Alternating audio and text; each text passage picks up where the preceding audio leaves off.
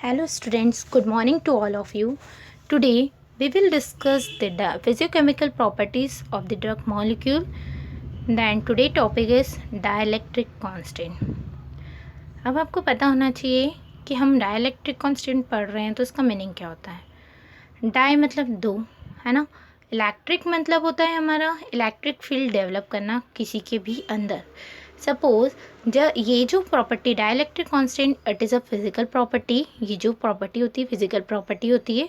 इसमें हम क्या करते हैं, इंटर एटॉमिक और इंटर मॉलिकुलर अट्रैक्शन क्या करते हैं, डिटरमाइन करते हैं। ओके, डाइलेक्ट्रिक कांस्टेंट को हम डिनोट करते हैं ई से। दिख रहा है आपको ई जो साइन दिख रहा है, इसको एप्सिलेंस बोलते हैं। मैथमेटिकली में इसको हम बोलते हैं एप्सिलेंस। ये क्या मेज़र करता है, सब्सटेंस की एफिशिएंसी मेज़र करता है कि कितना डायपोल मोमेंट डेवलप हुआ है किसी दूसरे मॉलिक्यूल में। सपोज इसको हमने क्या करा, it is a measure the quantity of ability of substance store electric energy in the electric field. एक हमने जैसे कि हमने 10th में पढ़ा है, बहुत सारी सेल्स पढ़ी है जिसमें हम इलेक्ट्रिक फील्ड डेवलप करते हैं और आयंस का मूवमेंट पढ़ते हैं। सेम इसी में भी हम क्या करते हैं, दो प्लेट रखते हैं। इसको हम दो प्लेट रखते हैं, एक पॉजिटिव चार्ज वाली एक नेगेटिव चार्ज वाली, और उस प्लेट का जो एरिया रहता है उसमें हम इलेक्ट्रिक फील्ड डेवलप करते हैं, मतलब इलेक्ट्रिक करंट पास करते हैं। तो जिस स्पीड से, जिस पोटेंशियल से जो आयंस का मूवमेंट होता है, पॉजिटिव नेगेटिव से जाएगा, नेगेटिव पॉजिटिव चार्ज के उधर जाएगा, जो पोटेंशियल स्पीड से जाएगी यदि हमारे आयंस मूवमेंट करते हैं, और वो क्या मेज़र करते हैं, हमारे जिस मीडियम में किस नेचर से, है ना, किस नेचर से इलेक्ट्रिक फील्ड स्टोर हो रही है, वो चीज़ हम क्या करते हैं, डाइलेक्ट्रिक के थ्रू हम मेज़र करते हैं। और जो रेशो होता है इन दोनों का, है ना, वो कहलाता है हमारा डाइलेक्ट्रिक कांस्टेंट। तो दे रखा है कि dielectric constant is a quantity to measure the ability of substance to store electrical energy in electric field. Electric field में जो इलेक्ट्रिकल एनर्जी स्टोर हो रही है उसको हम मेज़र करते हैं डाइलेक्ट्रिक कांस्टेंट के थ्रू। अब ये डेफिनेशंस हो गई। अब डेफिनेशन के थ्रू हम इसका इंस्ट्रूमेंट पढ़ते हैं, किससे मेज़र किया जाता है। तो डाइलेक्ट्रिक कांस्टेंट को हम मेज़र करते हैं इलेक्ट्रिकल कंडेंसर के थ्रू। हम क्या करते हैं, मेज़र करते हैं। कंडेंसर क्या होता है, कंडेंसर जो होता है वो इलेक्ट्रिसिटी को क्या करके रखता है, स्टोर करके रखता है। और सिंपल कंडेंसर जो होते हैं वो दो पैरेलल प्लेट्स होती है कि एक पॉजिटिव चार्ज और नेगेटिव चार्ज, इनको हम सेपरेट करते हैं एक मटेरियल के थ्रू, कि ये दोनों प्लेट्स जो है वो सेपरेट सेपरेट रहें। तो एक इंसुलेटिंग मटेरियल के थ्रू हम इनको क्या करते हैं, सेपरेट करते हैं।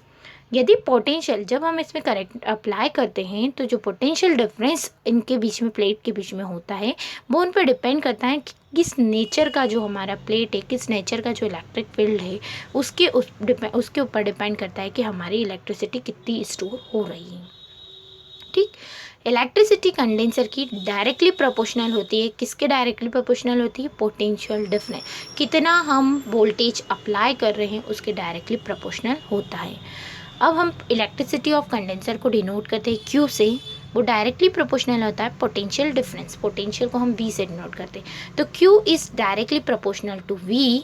और जब प्रोपोर्शनल का साइन हटाते हैं तो एक कांस्टेंट आता है, उस कांस्टेंट को हमने क्या ले रखा है, इस सी।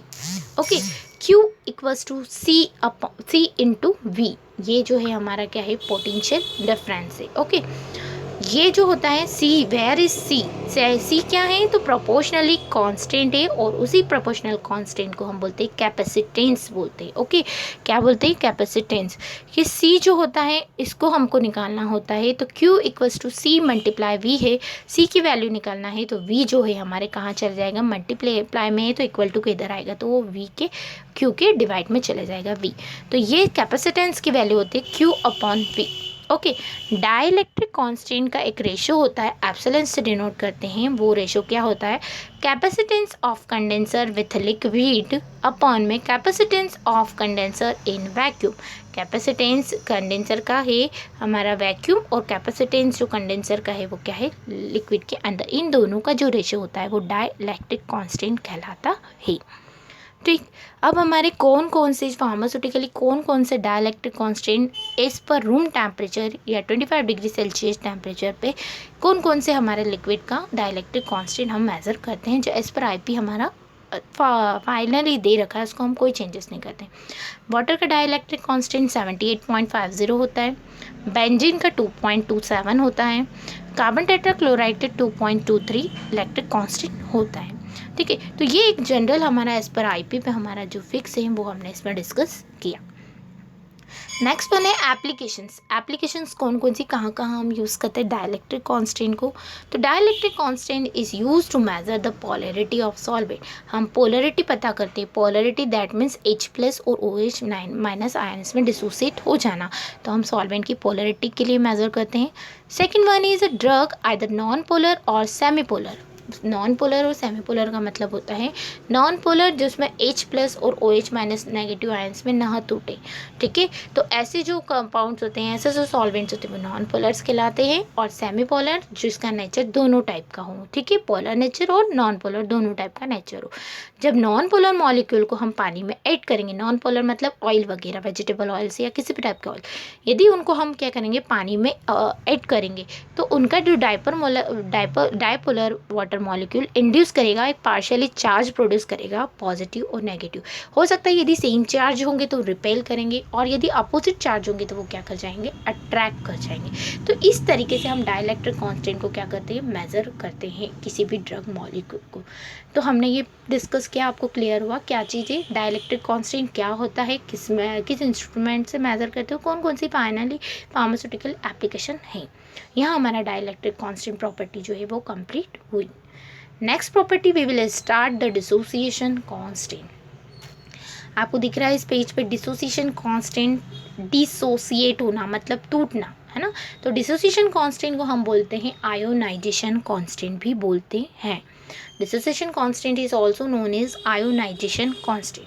आयोनाइजेशन कब होता है, जब ड्रग मॉलिक्यूल हमारी बॉडी में जाती है तो एक पर्टिकुलर पीएच पे वो ड्रग जो है वो क्या होती है, आयंस के फॉर्म में टूट जाती है। ठीक, जनरली वीक एसिड और वीक बेस्ड जो ड्रग होती हैगी वो जनरली आयोनाइज्ड और अनआयोनाइज्ड फॉर्म में होती हैगी। ठीक है, तो इसमें फर्स्ट पॉइंट लिखा है many drugs are either weak acid और वीक बेस। बहुत सारी ड्रग है जो वीक एसिड के फॉर्म में है, वीक बेस के फॉर्म में, पर वो डिपेंड करता है कि किस पीएच पे जाकर वो आयोनाइज्ड होगी और अनआयोनाइज्ड होगी सॉल्यूशन के अंदर। ठीक, ये जो relative proportion of ionised and unionised species of drug in a solution govern the absorption.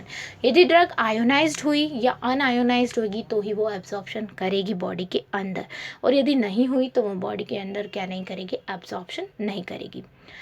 Dissociation constant को हम आयोनाइजेशन कांस्टेंट भी बोलते हैं। यदि एग्जाम में आता है कि डिसोसिएशन कांस्टेंट लेके या आयोनाइजेशन कांस्टेंट, तो बहुत are same. Okay, dissociation constant को हम डिनोटेट करते हैं KO/W। O बाय मतलब ऑयल इन वाटर, हमने वो इमर्शन पढ़ा है, ऑयल इन वाटर। ऐसे डिसोसिएशन कांस्टेंट को K जो कैपिटल होता है, K कैपिटल, O/W, इसको बोला जाता है आयोनाइजेशन कांस्टेंट। और एक और साइन से डिनोट करते हैं PKA। P स्मॉल है, K कैपिटल है और A हमारा स्मॉल है सबस्क्रिप्ट में। डिसोसिएशन कांस्टेंट को KO/W से और PKA वैल्यू से क्या करते हैं, उसको डिनोट करते हैं। अब इनके बीच में डिसोसिएशन कांस्टेंट में हमारा एक रिलेशन आता है, पीएच और पीके के बीच में रिलेशन होता है। उस रिलेशन को हम किसी एक साइंटिस्ट के नाम से जानते हैं, उस इक्वेशन का नाम है हेंडरसन-हाजेलबेच इक्वेशन। हेंडरसन-हाजेलबेच इक्वेशन ये एक रिलेशन देता है किस किस के बीच में, पीएच पर्टिकुलर बॉडी के सॉल्यूशन में पीएच, और पीके किस उस पे ड्रग जो है आयोनाइज्ड होती है। ओके, तो वो रिलेशन दे रखा है हमारा बेसिक ड्रग के लिए दे रखा है pH equals to pK plus log unionized drug upon में आयोनाइज्ड ड्रग। ओके, ऐसे ड्रग के लिए हमारा दे रखा है pK value equals to pH plus log ionize कितना हुआ है अपॉन में अनआयोनाइज्ड ड्रग। ये जो दोनों इक्वेशन है ये हेंडरसन-हाजेलबेच इक्वेशन कहलाती है, जो रिलेशन होता है डिसोसिएशन कांस्टेंट और पीएच के बीच में। अब हमारा एक आइडियली डिसोसिएशन कांस्टेंट एसिड का पर्टिकुलर ड्रग्स का, तो एसिडिक एसिड जो है उसका डिसोसिएशन कांस्टेंट वैल्यू जो होती है 4.76 होती है। एस्प्रिन की होती है सैलिसिलिक एसिड जिसे बोलते हैं हम, 3.49 होता है। ओके, ये होता है हमारा डिसोसिएशन कांस्टेंट। अब हमारा इसका आ जाता है कौन कौन से मेथड से हम डिसोसिएशन कांस्टेंट मेजर करते हैं। तो फर्स्ट वन डिटर्मिनेशन मेथड में कंडक्टिविटी मेथड के थ्रू हम पता करते हैं, सॉल्युबिलिटी मेथड के थ्रू पता करते हैं, पोटेंशियोमेट्रिक मेथड के थ्रू पता करते हैं, और last one is spectrophotometric method के थ्रू हम क्या करते हैं, इसको डिटरमाइन करते हैं। ये चारों से हम क्या करते हैं, डिसोसिएशन कांस्टेंट पता करते हैं। और एक मेथड इसमें से आपको एक्सप्लेन करना है, तो वो हमारा एक चैप्टर है सॉल्युबिलिटी। उस चैप्टर में हम फर्स्ट वाला चैप्टर है सॉल्युबिलिटी, उस वाले यूनिट पे हम इसको डिस्कस करेंगे कि सॉल्युबिलिटी मेथड से हम डिसोसिएशन कांस्टेंट कैसे करना है। ओके, तो उसको यहाँ पे भी आप लिख लीजिएगा और वहाँ पे भी लिखना। यहाँ लिखेंगे जब हम सॉल्युबिलिटी चैप्टर पढ़ेंगे, जब आप यहाँ लिखेंगे। ओके, ये डिटर्मिनेशन मेथड हो गई। नेक्स्ट इसकी आती है एप्लीकेशन, कहाँ हम इसको यूज़ करते हैं। ओके, तो सबसे पहले Henderson Hasselbalch equation to calculate ionization of drug. हमारी ड्रग कितनी आयोनाइज्ड हो रही है, कितनी अनआयोनाइज्ड ड्रग हो रही है, वो हम पता करते हैं डिसोसिएशन कांस्टेंट के थ्रू। और वो कौन सी इक्वेशन होती है, हैंडरसन हैज़लबैच इक्वेशन होती है। ठीक, यदि ड्रग आयोनाइज्ड हुई है, अनआयोनाइज्ड होगी, तो वही वो ड्रग क्या करेगी, बॉडी में एब्जॉर्ब करेगी। तो सेकेंड चीज़ हम पता करते हैं एब्जॉर्प्शन ऑफ ड्रग। ड्रग का एब्जॉर्प्शन हमारी बॉडी के अंदर कितना है ये पता करते हैं, इसके लिए हम यूज़ करते हैं डिसोसिएशन कांस्टेंट। थर्ड वन है कितना प्रिजर्वेटिव, जैसे बेंजोइक एसिड हमारा प्रिजर्व करने के लिए, जैसे इमल्शन वगैरह हम लिक्विड डोजेज फॉर्म में इसको स्टोर करने के लिए कितना प्रिजर्वेटिव डाल रहे हैं, नहीं तो वो ख़राब हो जाए पर्टिकुलर पीएच पे, डिसोसिएट हो जाए, टूट जाए, ख़राब हो जाए, डिसोसिएट हो जाए। तो इसलिए हम क्या करते हैं, प्रिजर्वेटिव ऐड करने के लिए भी हम इसको डिसोसिएशन कांस्टेंट पता करते हैं। Last one is a pH. PH पता करने के लिए डिसोसिएशन कांस्टेंट और पीएच के बीच में एक हमारा रिलेशन होता है, तो पीएच को भी कैलकुलेट करने के लिए हम क्या करते हैं, डिसोसिएशन कांस्टेंट वैल्यू यूज़ करते हैं। ओके, यहाँ हमारा डाइलेक्ट्रिक कांस्टेंट और डिसोसिएशन कांस्टेंट कंप्लीट हुआ। यदि इन टॉपिक में यदि किसी को डाउट्स होते हैं तो मुझसे कभी भी क्लियर कर सकते हैं। ओके, ये कंप्लीट हुआ। Thank you.